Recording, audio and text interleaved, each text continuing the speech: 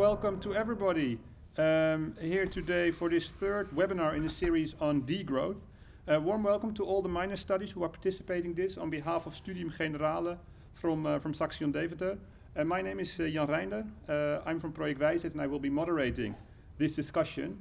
This is the third webinar we're having in a series of three. The first session was on degrowth and planetary boundaries. There we had a very interesting discussion.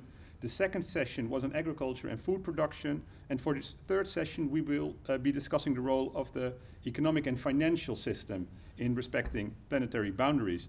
And I'm very pleased to be here today with three other guests. Firstly, we have the first screen to my left. It is Kees Wendrik, Chief Economist with Triodos and Advisor for Triodos on transition issues. Secondly, next to me here in this auditorium, we have Jordi Willems, who is a political economist with the University of Amsterdam. And thirdly, to the corner, we have Hidde Boersma, a molecular biologist, eco-modernist, and freelance publicist. And he is author of the recently published book, Meer. And I think this will say a lot about the position he will also represent in this discussion.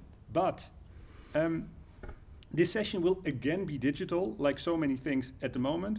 But we're going to try to make it as less as possible as a YouTube video, and this is where you come in. We will be using Mentimeter, we will be using Collaborate, and we will be using WhatsApp. So in a few seconds from now, I will be launching a Mentimeter question to basically broach the topic. Secondly, you can participate in the discussion through Collaborate. If you ask any questions, make any comments in Collaborate, I will see them and I will use them anonymously and feed them back to the speakers here so that your questions and your issues will be addressed. Thirdly, what you'll see in the screen, you now all have my mobile number. It's up there in the screen. 06 25 251 2517 9839. So I repeat, that is 06 25 17 9839.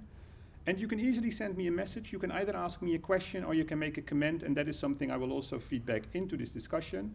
After this debate, I will delete all messages to avoid any privacy issues, and I will use all messages and questions I receive, I will use them anonymously. So I won't reveal who wrote it, but it's mainly to feed into the discussion. And before I'm going to give the word to the first speaker, I would be really interested to test your intuitions on this topic. And for that, I would like to start a Mentimeter question. And I would like to ask you to go to menti.com. menti.com, where you will be asked for a code to access the question. And the code, as far as you don't see it at the moment, is 3739321. So I repeat, you can go to menti.com, menti.com. There you will be asked for a code, and the code is 3739321.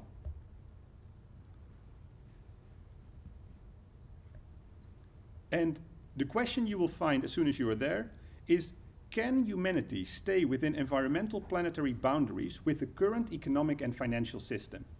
So the question you can answer there is, can humanity stay within environmental planetary boundaries with the current economic and financial system? You can answer yes, no, or I don't know. And you don't really need to have a final answer. This is really about your beginning intuitions. And this is something we can all, that the speakers can also use as a baseline. So if it turns out that we have an audience that's very hopeful of the future, that is something interesting to take into account.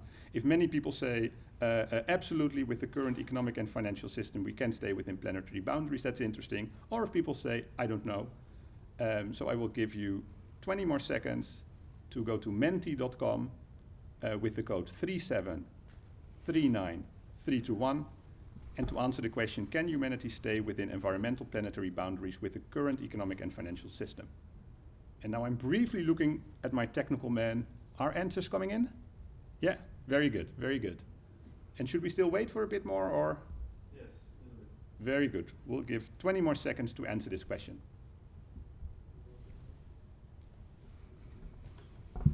I already see them here. I already see them here, but they're not right.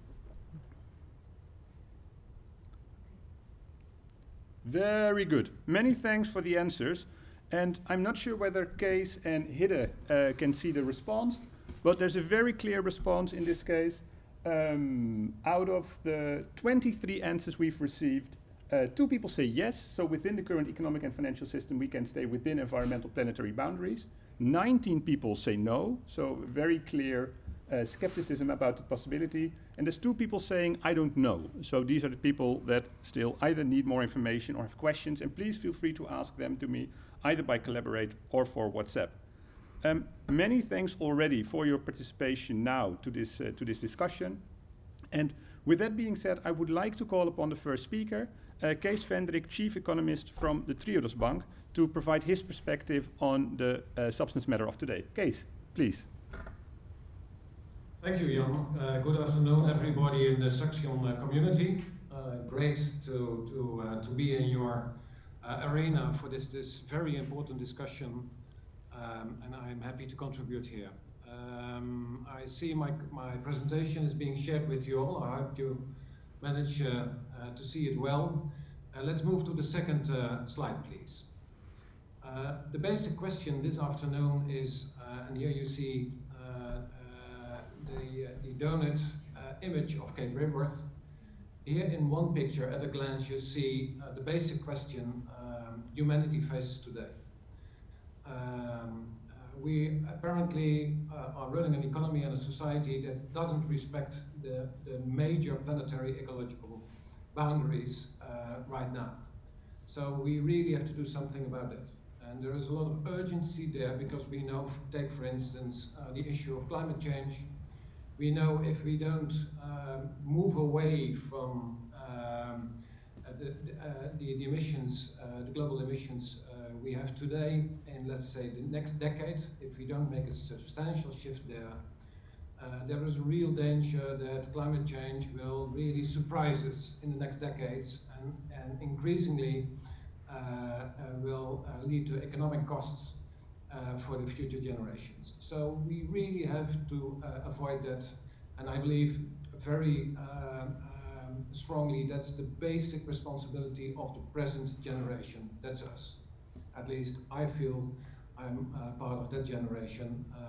The next decade is quite decisive in that respect.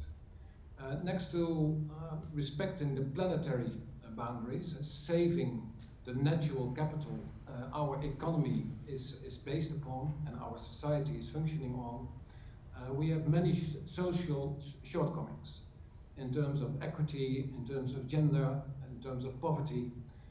They are also included here in the donut. So this is our main agenda of today's humanity. And the question is how to solve it. And I believe one of your questions in this series of 3 conversations is, would degrowth, stopping economic growth tomorrow, would that make sense? And I'm not sure.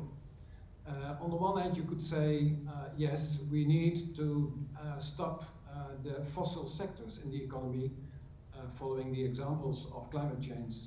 We need those sectors to stop expanding because they are responsible for fossil change in our economy, leading to increasingly higher CO2 emissions. And following the Paris Agreement, we have to reverse that. But that's not stopping the growth of the fossil sector, that's shrinking this sector with significant numbers in the next 10 to 15 years. That's what we need.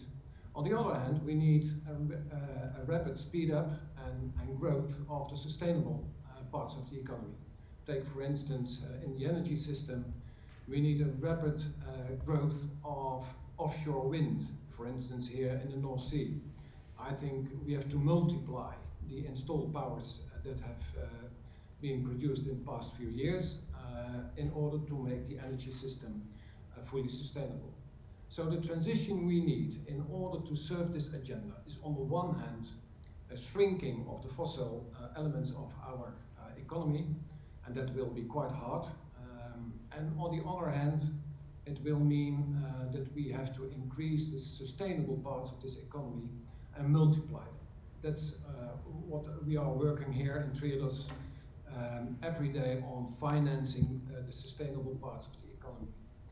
Would that mean, on balance, that we will stop experiencing economic growth? I don't know. What I do know is that we should at least stop focusing in economic policy and in business and on the stock markets on economic growth as the hallmark of economic progress. I think this is the agenda you see here in this picture. That's what we should look at when we try to understand how we should change our economy and our society. And we will see whether it brings us more economic growth or not. It will be the outcome. It should not be anymore our goal of economic policy, whether it's in the political arena or it's in the economic arena in business and markets. Next slide, please. Here you see Reset the Economy. That's a paper recently released, written by myself and my dear colleague Hans Steegman, also working for Triodos. We try to figure out, we are experiencing now a corona crisis.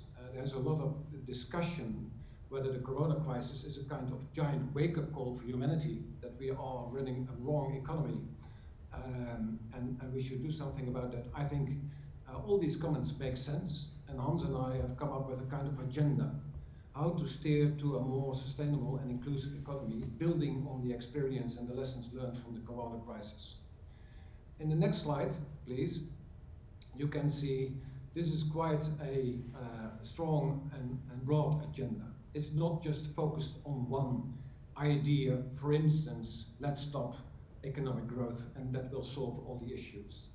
I think this is a huge transformation we are looking for, and we try to identify the major points of pressure that we have to activate here. For instance, in the upper left of this graph, I hope you can see it here of this slide, in the public policy arena, there is still so much work to do on steering markets in the right direction. Greening taxation is a very, very important policy tool there. And although we know that for decades, a century ago, the economist Pigou explained that you should use taxation to steer markets, we have still so much work to do. That's one policy instrument, but that's not enough. That's in the public policy arena. I think there is also a role of finance, like we try to do here at Triodos every day. During the climate agreement in the Netherlands, 2 years ago, we were present there as Triodos, and we have brokered a financial commitment of the financial sector to the climate agreement, saying that financial institutions, when they lend or invest money of customers, they should know the impact these investments or lendings, land packages could create in society. So, connecting to the climate issue, financiers should know the climate impact of their financing activities. We Triodos always say all finance is impact finance. The way you invest money, the businesses you lend money to, it steers the economy. And we should all contribute to addressing the issue of climate change. So this is a very broad agenda. And it might mean, if we took this agenda seriously in the policy arena, in business organizations, in the financial sector, this broad agenda hopefully leads to the transition that will end up with respecting planetary boundaries and solving the many, many shortcomings in society. And we will see whether on balance it will create economic growth or not. That's to be seen. I don't think that we should abandon economic growth because it's bad, but I also believe we should not treat economic growth anymore as the hallmark of economic progress. Next slide, please. Here you see, in this beautiful picture coming from the National Statistics Authority, what we should do instead. We should bring in all different indicators that give us a picture at a glance where we are. This is the Trends in Wellbeing reported recently by the CBS. These data are about the Netherlands, well-being here and now. And you see there is progress, they are labeled green in this graph, and some indicators are in red. So we're making no progress there anymore. So this is the kind of dashboard we need in the 21st century in order to know if we make progress on balance in steering our economy and society in the right direction or not. And I think Kees is having some minor connection. Slide, please. Look, very good. If you would like to know more, this article in the Groene Amsterdammer, released a few months ago, will tell you more. You can download Reset the Economy, the paper Hans Stegeman and I wrote for Triodos on this whole issue. And my basic message is, we need to transform our economy and society in a very substantial way. I believe humanity has never did that. So we need a very broad menu of policy alternatives and a shared responsibility of politics, political parties, governments, business organizations and leadership and financial institutions. That's the only way that we will pass on a sustainable society to the future generations. Thank you very much. Many thanks, Kees, for these opening remarks for this discussion. I'm very much welcoming any questions from students. I've received 2 so far. The first question is, yes, Kees' slides will indeed be shared with you through Collaborate, so you will be receiving the slides. And secondly, I think that's a very interesting question also. I'm receiving a question, Kees, what were the major challenges Triodos experienced in becoming a B corporation? I think the major challenge for Triodos is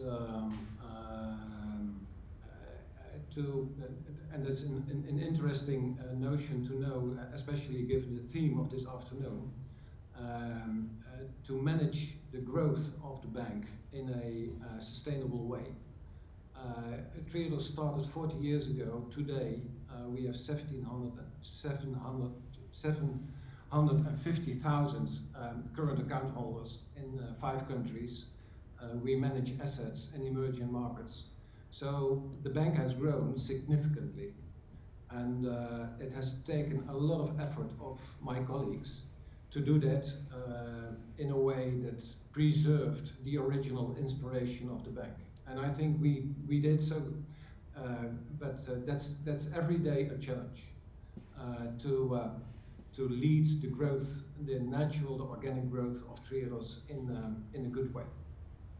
Very good. Thanks so much, and thanks very much for these questions. This will very much help the debate, and please keep them coming. I will actually give them a preference over other questions or other remarks, because I think it's so important for you to be able to ask your questions or make your remarks. After Kees, I would really like to give the floor to Jordi, because Jordi, you will briefly outline your position on the financial and economic system, and then you also have a few questions for Kees, if I'm correct. Yeah, that's correct. Please. So let's say I'm not completely against Kees' position. I'm also one of the 750,000 current account holders of Triodos. So I'm happy that Triodos is there, and I'm happy that Kees is here, of course. However, I do think we're talking about wealth, we're talking about capital, we're talking about money. And I think it's important to have clear that there's a distinction between real wealth, which are material goods and real services, for example, pigs or food, something that you can really touch and taste. And there's virtual wealth. And virtual wealth you could see as capital or money. And now the big difference is that, of course, this virtual wealth, which we know mostly as money, we can exchange for real goods. So this is important. We need money, of course. But what is also important that real goods usually deteriorate over time. So, for example, food decays, pigs die over time. And maybe there's metal fatigue in your bike or something. So natural goods or real goods deteriorate over time. Virtual wealth, on the other hand, doesn't deteriorate over time. It doesn't have natural boundaries, such as the natural goods have, the real wealth has. And there's also one thing, it's quite the opposite actually, because virtual wealth has a tendency, because it asks interest rates in return for a loan, it has a tendency to grow over time. And this is also what we've seen. So the total money volume the total money amount in our global society has grown gigantically over the past couple of decades. And here I think there's difficulty because, for example, if as Triodos Bank or another commercial bank, if they hand out a loan to a specific company or specific organization, they want this loan being paid back, of course, over time. But another important thing is that they also want interest rate to be paid over time. And here I think this creates a tendency for projects that are being financed by these banks, it creates a tendency to increase their turnover. So in order to being able to repay their loans, they have to make some kind of profit. And here I think there is a tendency in the financial system to create in society commodification of services and goods. Now, what is commodification? It means that we are increasingly putting services into our marketized surroundings. Now, for example, what could this mean? You could think about healthcare being pushed towards more and more a marketized. So in this sense, health becomes more and more a product which is being sold and which is being bought, and then it is being part of our economic growth. Now, how could this look like in the future? You could think of friendship, for example, become not only a service that we have to each other, but something we have to pay for, and then it contributes to our economic growth.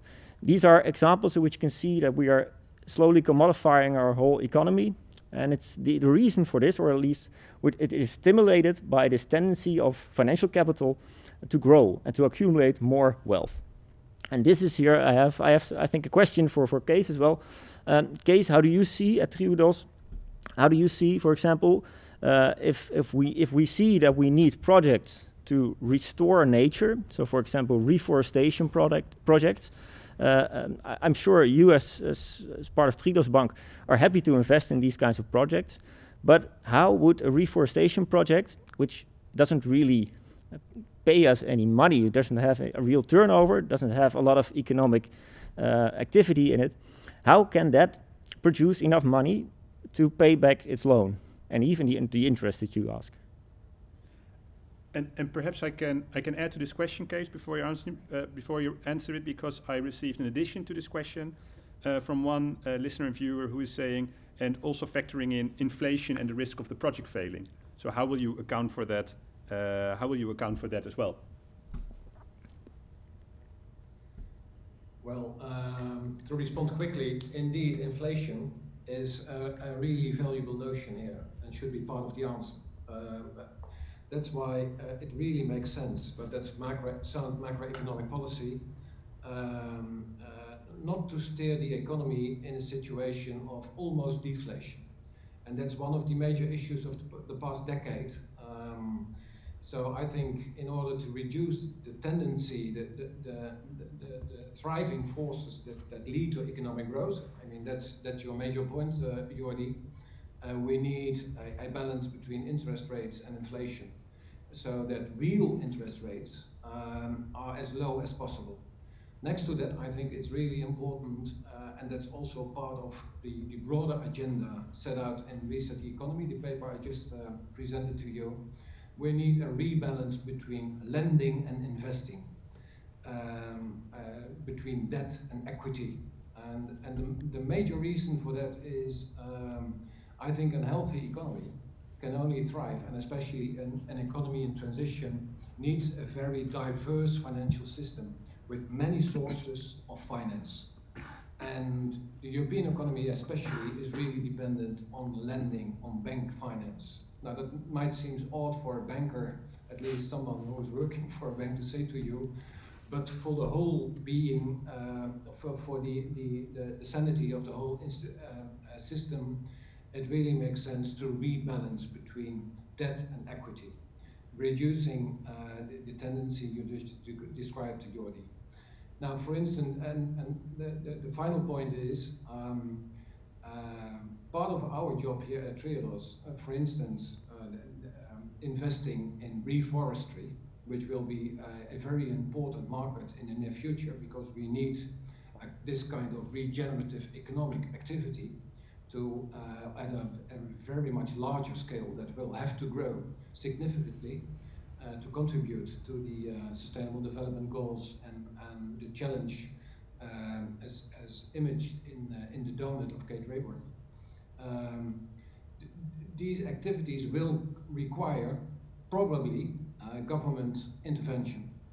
And we should all know that although we are used to say business operate in free markets, they never do. Free markets don't exist. Free markets are institutions designed and created by governments. And we need to change these designs and institutions in order to make markets work for the whole society, in order to take into account all ecological boundaries. That's what is at the basis of the reset agenda I just presented to you. And in this specific case, I think it would make sense for the government to pay for this regenerative economic activity. And that would create a stream of income that would make this business flourish in the near future. And that should have been part of the common agricultural policy budget that has been decided recently in the European Parliament and between Parliament and the European Council. And unfortunately, it has not been part. Instead, we are putting taxpayers' monies in the pockets of the agro-industrial industrial complex, and that's really a shame. So policy decisions are really vital for regenerative business in the near future, and that's part of the work here in Triodos. We try to practice sustainable business, try to finance it, and when there is a deficit in the business case, we try to translate it into a policy agenda. And the Reset Economy agenda is just about that. Okay, thanks a lot. I think you answered more than my question and also some other questions that I had, so that's nice. And I think it's a good moment maybe to already shift to Hidde, because I think Hidde has quite a different, not really a different plan for the future, but it might be, in details, it might be a little bit different. And then I think I'll reply afterwards. Very, very well. And before we go to Hidde, there is one more clarification question from somebody in the audience, and I think it's for you, Kees. And I will read it literally. If the government is also required in order to restore the so-called commons, like a forest, would you plead for tax advantages for businesses that include the commons in their objectives? So this is basically a question of clarification for how your plan would work. Yes, that should be part of the agenda. Don't forget, in today's economy, as just explained, many businesses are implicitly or explicitly supported by government regulation, by tax breaks, by subsidies, or all of the above. And we should change that.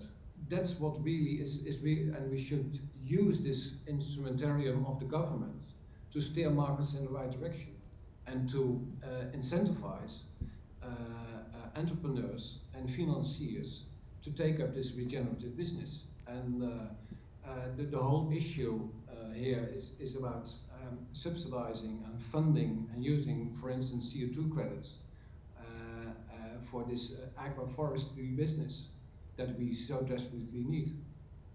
Very well. Many thanks for this clarification. I see that Jordi has a question. Yeah, just maybe a short question for Kees before we go to Hidde. Sorry, Hidde. So Kees, would you say that the whole financial sector as it is now, because you think we should have a more balanced situation between like public investments and finance, would you say that the global financial system is too big currently? Yeah, well, the global financial system is too big and it's not connected to the real world. It doesn't serve the right agenda. That's my main objection. I think that's still a lesson from the 28 crisis, the great financial crisis, the disconnection between the financial sector, finance for finance, hyper-finance, that serves its own purpose instead of really connecting to the real economy and make the contribute to all the challenges we face today. Fortunately, there are many leaders in the financial industry, and we try to encourage them to take the floor as much as they can, who understands they have a different responsibility, and it's part of their corporate social responsibility to contribute, for instance, to the issue of climate change, and to be part of the solution instead of being part of the problem. Yeah. And fortunately, in the Dutch case, this climate commitment of the financial sector I just talked about is in that sense really a good signal of a changing atmosphere in the financial sector, a change of purpose, direction. And I think the younger generations, especially the people that are watching today, if they consider working for the financial industry tomorrow, please don't walk away. If you like finance, go in and tell them the good story, what finance should be about. That's what we are trying to do, and we can really help and can benefit from more help and support from the outside world. Very well, and with that call to action, you have just reached around 60 students of the Saxion Hogeschool, so perhaps some will heed that call. For now, I would like to give the floor to Hidde to provide a third perspective on the economic and financial system in order to respect planetary boundaries. Hidde, please. Thank you. Thanks for having me. Already quite some interesting points were raised, but of course my opinions are a little different. And I want to actually today take the 10 minutes to make a plea, to make the case for growth as a prerequisite for a sustainable planet. I think we need more economic growth, and without more economic growth, we won't have a sustainable planet. And the reason is actually quite simple. I think that if you look at the problems we are facing on sustainability, but also on poverty, I think we still would need a lot of innovation, a lot of science, a lot of deployment also of new technologies. This is incredibly expensive. If you take, for instance, already like the green transition, the energy transition, which is now going on. Case talked about offshore windmills, but also if you want to build new nuclears or solar panels, this is incredibly costly. And we still need a lot of the transition has only just started. And imagine things like making steel production sustainable. We don't even have a start of this solution already. And if we want to solve this, we really need a lot more economic growth to be able to fund, to be able to finance these changes. And it's not only economic, but it's also wealth actually makes more headspace to care about the environment. If you actually picture, if you see who is actually caring about the environment, it's mainly the rich countries. If you have enough headspace, if you have a certain level of comfort in your life, if you have enough food, if you have a roof above your head, then the thing you are worried about is your environment. So the first thing you worry about, of course, is raising your family, having enough, making sure that the world for your kids is better. You want some schools, you want some healthcare, but only in rich countries, the headspace is there to worry about the environment and to be able to have money and have headspace to invest and improve the environment. So what you see at the moment is that in rich countries, the energy transition is going. Also, it's rich countries who make more room for nature, and it's not the middle income or the poor countries. There, the first thing they worry about is, of course, how to survive the other day. And I think the main problem with the model of Rayworth, so the donut model, is that she, or at least her fans, they believe that there's still a strict connection between growth on the one hand and crossing the planetary boundaries on the other hand. They believe that growth, economic growth, immediately and per se leads to destruction of the environment. And this is, to me, is a little bit an old-fashioned idea. This used to be the case, of course. So back in the 60s and the 70s, you saw that Western countries, they became more prosperous, and linearly also they ruined the environment. And back in the 60s, of course, you had limits to growth, and you had the foundation of Greenpeace and other environmental organizations. But in the 70s, 80s, 90s, you saw that it was actually possible to decouple growth from the destruction of the planet. So it is possible to grow economically, but at the same time lower your pressure on the planet. And I think the Netherlands is quite a good example. If you look at the quality of the air, if you look at the quality of the water, you see that the qualities are a lot better than in the 60s. So if you had the air in Amsterdam, where I live, or in Rotterdam, there was a lot more pollution in the air than there is now. And you see similarly with, for instance, material use. I read at the CBS last week that per capita use of materials is actually down 20% since 2000. So people use 20% less materials than in the year 2000, which is incredible because we've grown a lot richer since then. And you can see the same for land use. We grow a lot more food on 1 hectare, so you can feed a lot more people per hectare of land. So we are decoupling our economy from destruction of the planet.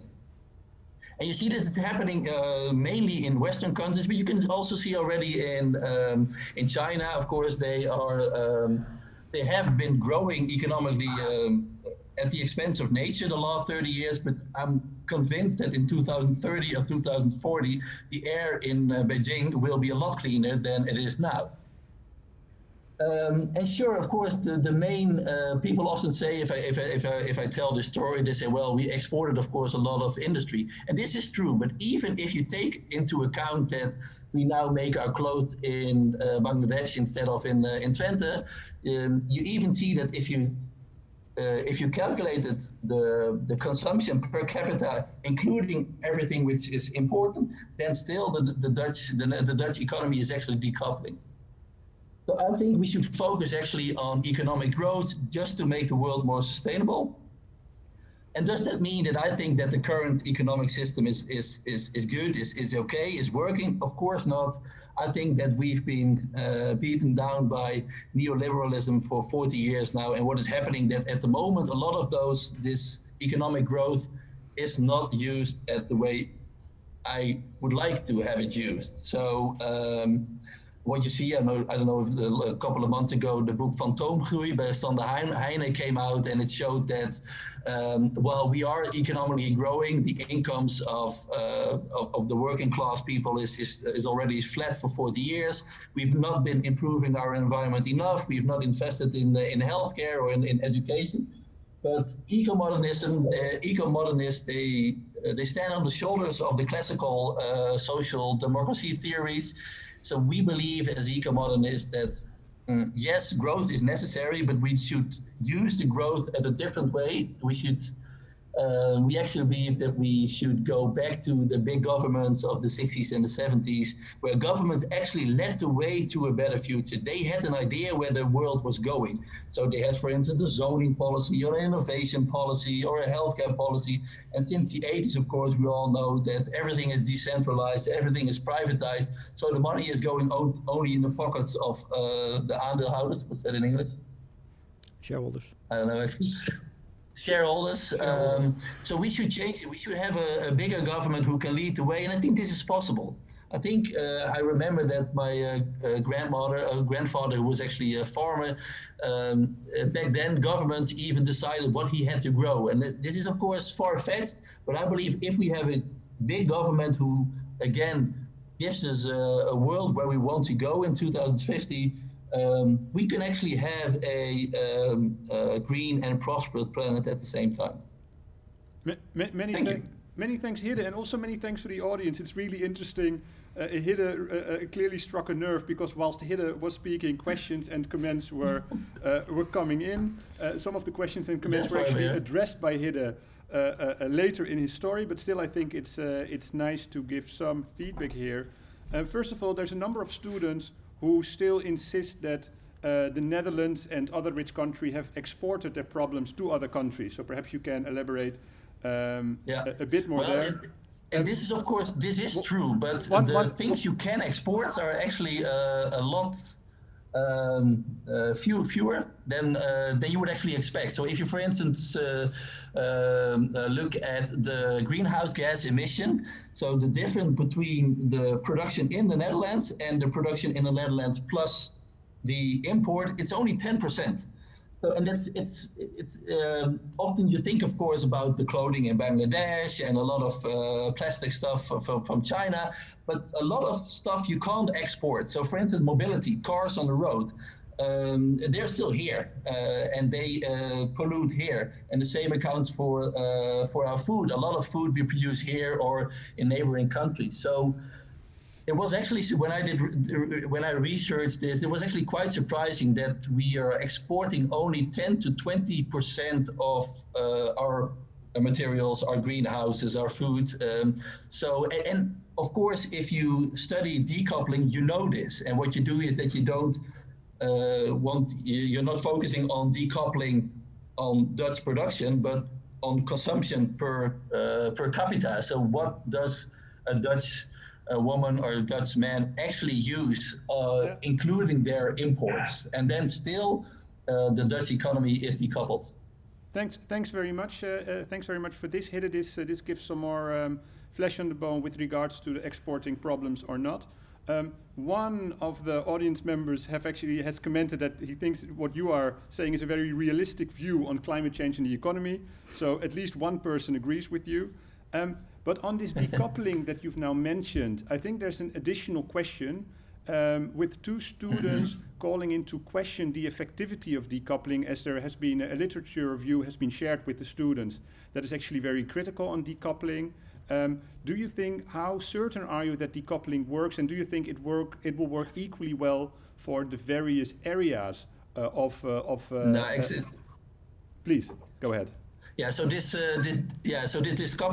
decoupling is actually based on work started by Kuznets. He made the Kuznets curve, and he said, well, every economy goes through three phases. First, you have an agrarian economy, in which people are poor, but they don't pollute very much. Then you get to the industrialized phase, where you get richer, but you pollute also a lot, and then you get to the third phase where the Netherlands, for instance, is in, and then you have enough money to clean up your act. But you can, this Kuznets curve works for a lot of things, for instance, air pollution or water pollution, but there are also a couple of things where the Kuznets curve, at least for now, doesn't seem to hold up. And I'm actually very worried, for instance, about biodiversity. You see that the Netherlands has, if you compare it to the 50s or the 60s, they have a bigger area of nature. I think 10 or 15% more of the Netherlands is now nature, but biodiversity is not bouncing back as I hoped it is. So there's still discussion, where does this Kuznets curve work and where doesn't it? And what I also would like to add, I believe that this decoupling can work, but we need a lot more policy. So at the moment, what you see is a little bit passive decoupling, because I don't think that the Dutch government is really invested at the moment at making a better planet. So if we really invest all our economic growth into a more sustainable planet, then decoupling will be stronger. Yeah, so there what you see now is the start of the decoupling, but we're only just getting started, and we need a lot more policy. Yeah, many thanks. And so vote left. Many thanks, Hidde. You're clearly, it's very clear where your allegiances lie. Before we continue, I want to go to another Mentimeter using the same code as we just used, but there's two more questions for a case that came in. Case, there is students that are wondering whether your plea doesn't in fact mean that governments will start acting more as consumers in order to create new markets. So that is the one element you might briefly want to respond to. And another student wants to know how much Triodos works together with pension funds and what the role of pension funds can be in making the sustainable transition. Well, we do indeed have some cooperation with companies in the pension world. I think in general, it doesn't matter whether you are running a pension fund or leading an insurance company, a bank, or an investment management organization. The main message we are presenting there every day is all finance is impact finance. And this is really the time where you should know about the impact that's connected to the projects and the entrepreneurs and the businesses you are financing. Whether you're talking about climate change, the CO2 carbon footprint, scope 3 of your projects, you should know about them in advance and manage that negative impact. The same is true for biodiversity, etc., etc. So maybe you have seen the recent speech of Frank Elderson, still the director of supervision of the Dutch Central Bank on finance and biodiversity.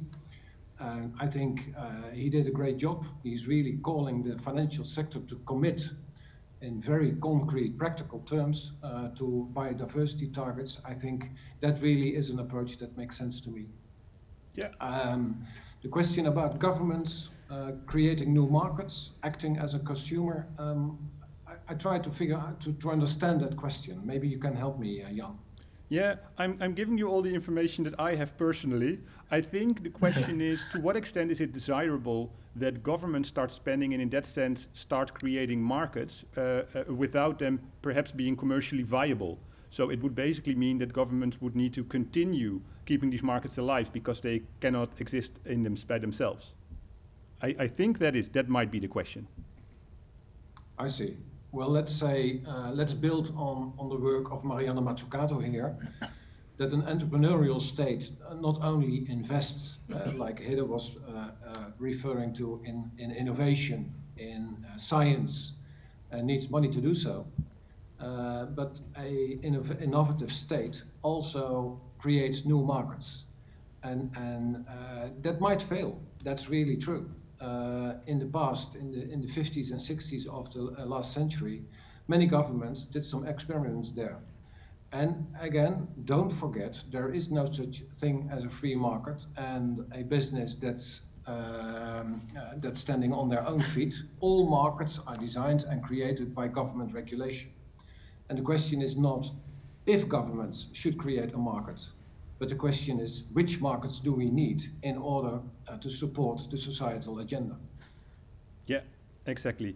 Many thanks for that. Now I would like to invite all students to go to menti.com again, using the code 3739321. So that's the same code we just used. I'll repeat it. It's menti.com with the code 3739321. There you'll find a question stating, do you think we should change the current economic and financial system? If so, how? And this question basically allows you to reflect on the 3 submissions we've heard so far. And I think it's really interesting for us to hear what your thoughts are so that we can have one round of comments on that. And I see that comments are now coming in. The first comment is, we should not perhaps change the system. However, the efforts of the system that currently exists could be focused in other ways. Okay, very good. I think the economic model should change mainly the way we consume products, reduce, reuse, recycle. Growth makes country richer, but richer countries consume more, which leads to more pollution. Yeah.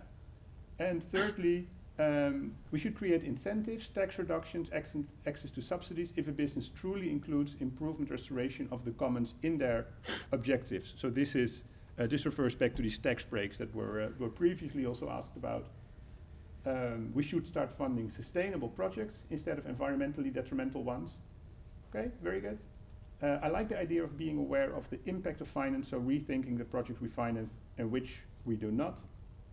Exactly, and I think the question I would like to ask all 3 of you, and this is probably one of the final rounds because we have 10 more minutes. I think we're all clear on the problem, and I think we're all clear on how urgent the problem is. Yet, how do we arrive at a solution? And I think I have specific questions for all 3 of you. So, Jordi, to start with you, the challenge is quite urgent at the moment. How do we get global agreement on degrowth to an extent that we respect planetary boundaries? Yeah, it's a good question. I think if we already struggle to find an agreement, yeah, it's difficult. So, and of course, that would be great to have an answer to that question. I think we're not going to get it today. I think I have to come back to Hidde's point about decoupling, because I think this is a very important point, and I want everybody to understand what it means and why I think, or at least a lot of people besides me also think that it's not possible.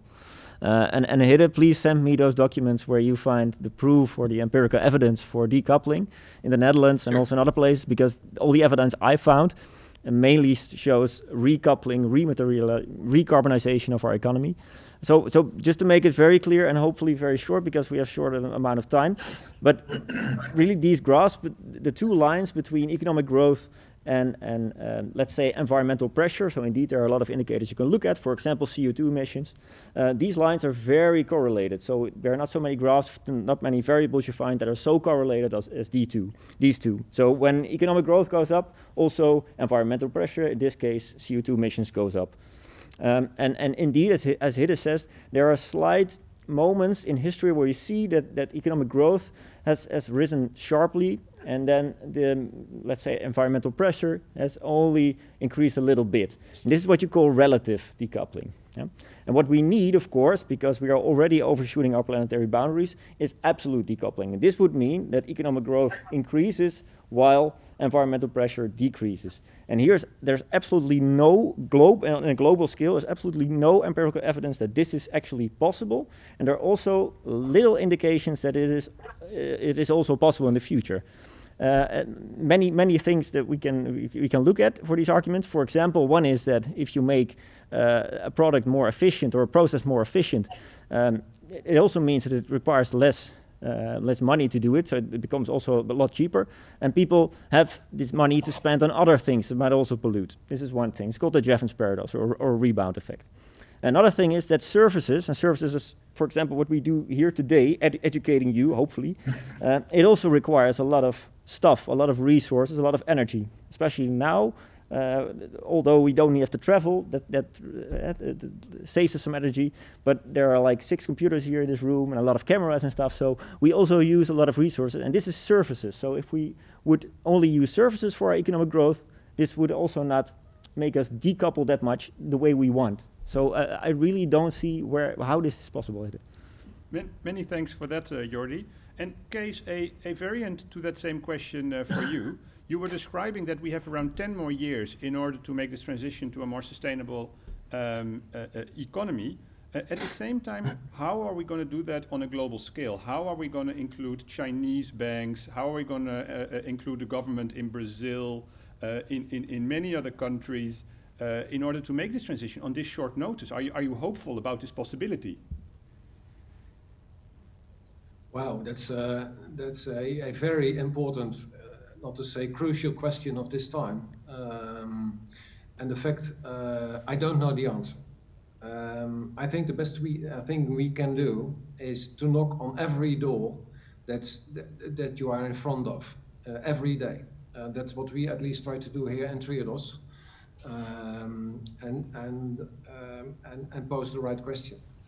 And I think it's to me that's quite important. Not only to accuse people of running the wrong agenda, although there are many that are doing that still these days. For instance, opposing the Paris Agreement in every way that's possible.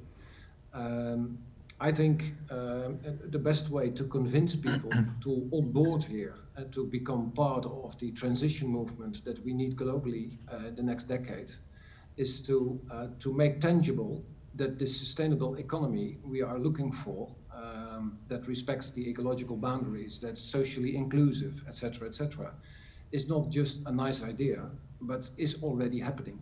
It's tangible business, it's tangible finance. You can pinpoint to it, you can refer to it, you can visit it, it has a door, and you can smell and taste it, and you can build a life on it. I think that's what I like about the contribution of Triodos. They started 40 years ago with an idea, and now it has become business, it has become economy. And I think that's the best way we can persuade business leaders in the mainstream world, big politicians, the big leadership and finance to change course here, making it very, very tangible for them. And in addition to that, I think the young generation is really doing an amazing job, whether it's the protest of Extinction Rebellion, knocking on doors, changing the agenda. I think that will really create another momentum for change. And especially next year with the COP in Glasgow, the Paris COP on climate change. It has been postponed for 1 year due to the corona crisis. So we are really running out of time. And I really hope that the younger generation globally will set the stage in Glasgow and make it very clear to the global leadership that we need to work on this transition right now and not postpone it for another decade, because we can't afford that. Yeah, thank you very much. And Hiddo, also for you a variant of the realism question, and I will actually do it on the basis of a question I just received from one person in the audience who is saying, you've described these phases of development and how as soon as we move to phase 3, we will actually start caring about the environment, but many countries are still in phase 1 or phase 2. if these countries start developing and will go through these phases, won't we have used up the resources, the planetary resources we have before they actually start caring about the environment? This is a very good question. I also think the main worry of myself, which is not like it's not only about the decoupling. I have the same, of course. If you're a fan of the degrowth, of course you want still, at least I presume, you still want a lot of economic growth for the African continent or for a lot of Asian countries.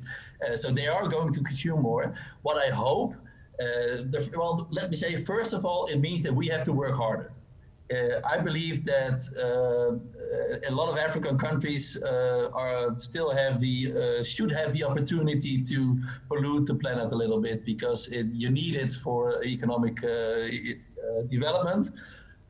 So that means that we should work harder to clean the planet. We should deploy more renewables and nuclear energy. We should intensify our production, food production more to make room for nature.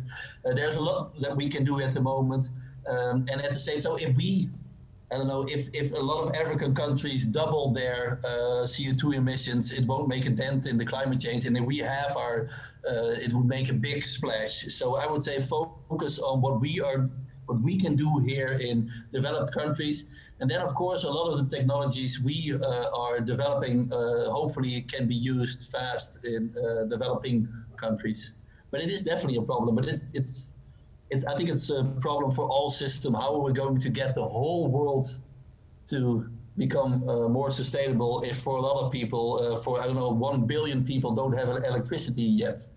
And they, of course, they deserve and they need electricity to have a comfortable life. So it is definitely a problem. Exactly. Thank you very much for that. I would like to round up the session by going, perhaps we can go back to the Menti slide we just already filled out, because there were a few comments on there that I haven't shared yet, and that we can use that to close the session. Could you scroll down? Yeah, excellent. So some more suggestions of how the system should be reformed. More policies and regulations from government and policy makers. That's very interesting. That ties into this bigger government idea that has been going around here in this session. Remove the system of trickle-down economics, as there's no correlation between economic growth with tax reductions to the wealthiest individuals and companies. That is an issue we've hardly addressed. How do you distribute? How can you distribute wealth? But that is certainly something that Jordi, I think, would have a lot of thoughts on from the degrowth camp. We should ask more questions before we lend money to investors, like ASN and Triodos Bank do. The upper one is also nice. Ah, on the right side. Jordi, please. Which one? Yeah, if we go a little bit more up. Yeah. So we should transfer ownership of the means of production to property held by the community. And this community-held property rights should be managed by, anarcho-syndicalistic structures. But changing to an economy driven by needs of people, for example, by crowdfunding. So I really like the first part. So give a bigger role for the community in decision making. So Hidde talks a lot about the state, of course, and I also hear a lot Kees talking about policies made by the government. And of course, this is important, but I also think we can have the community way more involved, for example, by a lottery system. This is a direct democracy system in which you really give people, a couple of people, a selective sample of people. You give them the task to set out a good policy in this sense in terms of finance. So I would really like that, for example. Many thanks for bringing also out that comment. Yeah, I see your hand, Hidde, but I'm afraid we're running out of time. So we have 1 minute left, and I think we could continue with this debate for quite some time, as there's many topics we haven't even touched on. I'm very grateful for this discussion. I really liked how the three of you agree on the problem, but have different directions in how to tackle the problem. So Jordi here representing a degrowth perspective, Kees having a very nuanced perspective on how we can reset the economy, and Hidde with a eco-modernist perspective on how innovation can help us in addressing the problem and arriving at a sustainable economic and financial system. Many thanks for your active participation. I've been really pleased by the amount of questions and comments we got. I really hope this would be useful, and we'll give a warm digital applause to our three speakers. Many thanks to everybody here.